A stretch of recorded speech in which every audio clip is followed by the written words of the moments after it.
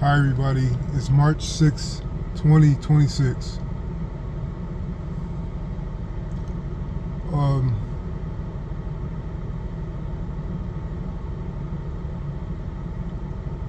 uh, if I was young again, a lot of people would say that they would show their younger self the way, the proverbial way, the way to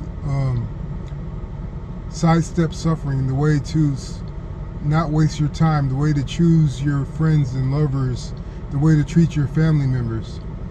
And I believe that that could be valuable if it was possible, but the path, the way of life, we go through what we go through ultimately for a purpose. And everybody tells you that. Everybody tells you that things happen for a reason. And this is evident in this concept. It's true. Things happen for a reason. If you didn't have to wait in line every day for a week of your life because you didn't have any money for food, you had to wait in line for a few hours every day for a week of your life, that one experience is going to motivate you to always have enough money to keep food for yourself.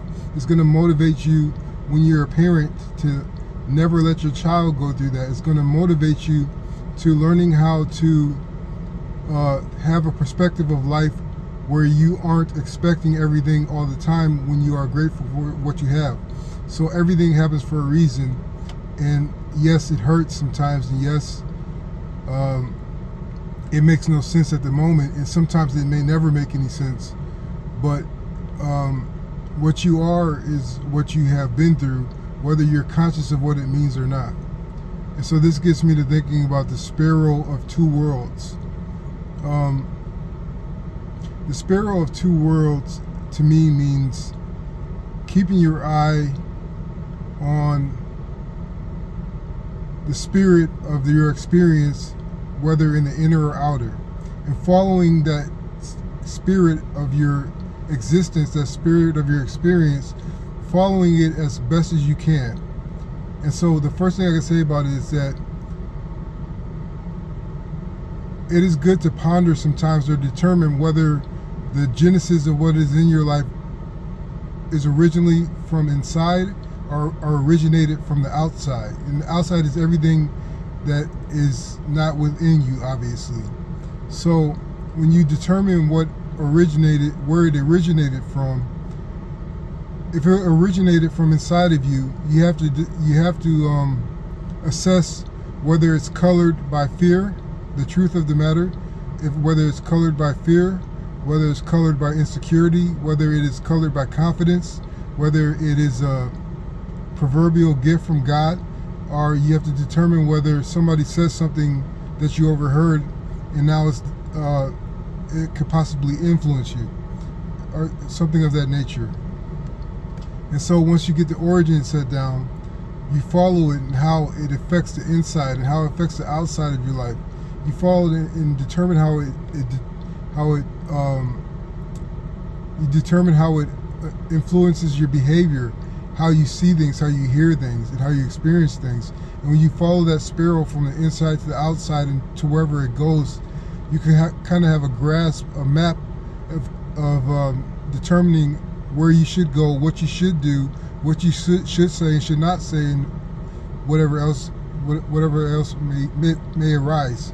So, and this gets me to thinking, like, also about what I just said in the previous part, is that you are not keeping your eye on the sparrow just to win, just to avert pain, just to sidestep an experience you don't want. You're keeping your eye on the sparrow to learn how to lean on spirit, how to live a spiritual life, and how to gratify things that aren't necessarily immediate. And so the second thing I can say about following the sparrow of two worlds,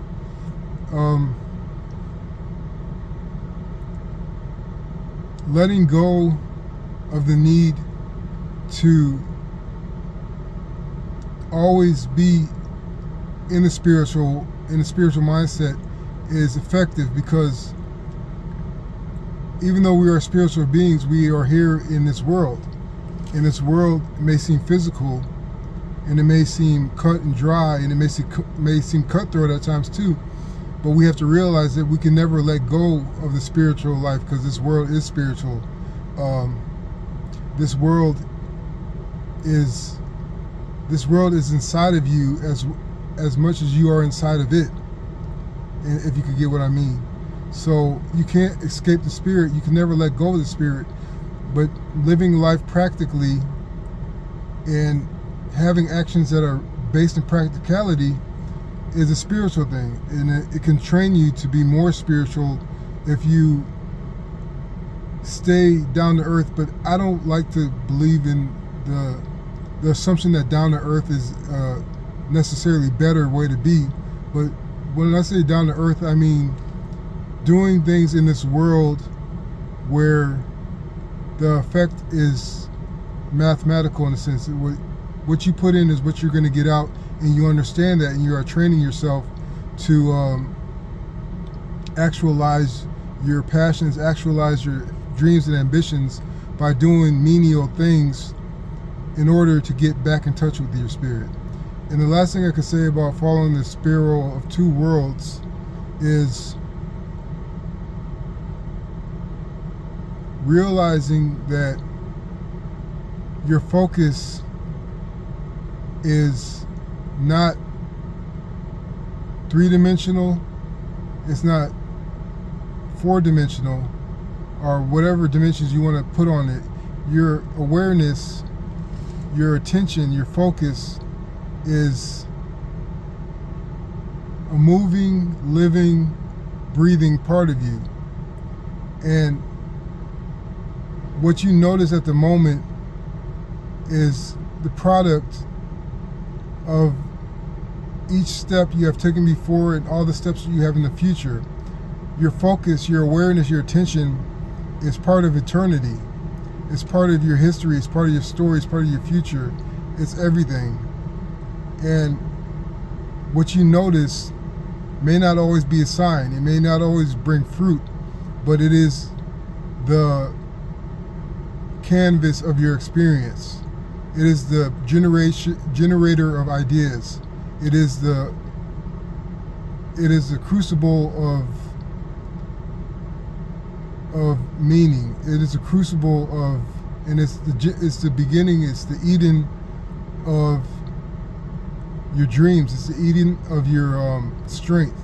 So your focus, your attention, your awareness is always going to be with you, and it is something to cherish and something to respect. So I hope this helps. Thanks.